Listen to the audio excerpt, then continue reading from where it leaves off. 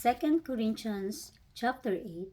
Moreover, brethren, we do you to wit of the grace of God bestowed on the churches of Macedonia, how that in great trial of affliction the abundance of their joy and their deep poverty abounded unto the riches of their liberality. For to their power I bear record, yea, and beyond their power they were willing of themselves, praying us with much entreaty that we would receive the gift and take upon us the fellowship of the ministering to the saints.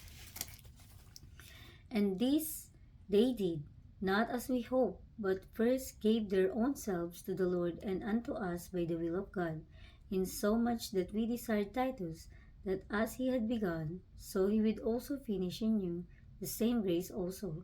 Therefore, as ye abound in everything, in faith and utterance and knowledge, and in all diligence, and in your love to us, see that ye abound in this grace also.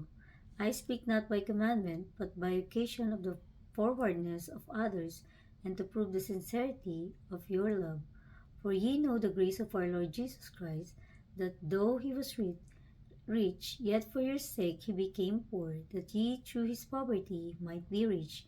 And herein I give my advice, for this is expedient for you, who have begun before, not only to do, but also to be forward a year ago. Now therefore perform the doing of it, that as there was a readiness to will, so there may be a performance also out of that which ye have. For if there be first a willing mind, it is accepted according to that a man hath, and not according to that he hath not.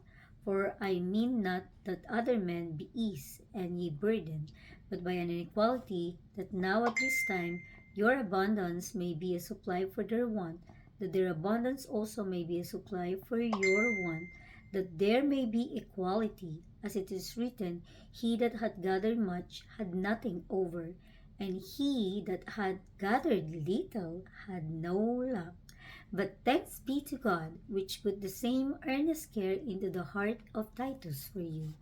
For indeed he accepted the exhortation, but being more forward of his own accord, he went unto you. And we have sent with him the brother, whose praise is in the gospel throughout all the churches. And not that only, but who was also chosen of the churches to travel with us with this grace, which is administered by us, to the glory of the same Lord, and declaration of your ready mind. Avoiding this, that no man should blame us in this abundance which is administered by us, providing for honest things not only in the sight of the Lord, but also in the sight of men. And we have sent with them our brother, whom we have oftentimes proved diligent in many things, but now much more diligent upon the great confidence which I have in you. Whether any do inquire of Titus, he is my partner and my fellow helper concerning you, or our brethren be inquired of, they are the messenger of the churches and the glory of Christ. Wherefore, shew ye to them and before the churches the proof of your love and of our boasting on your behalf.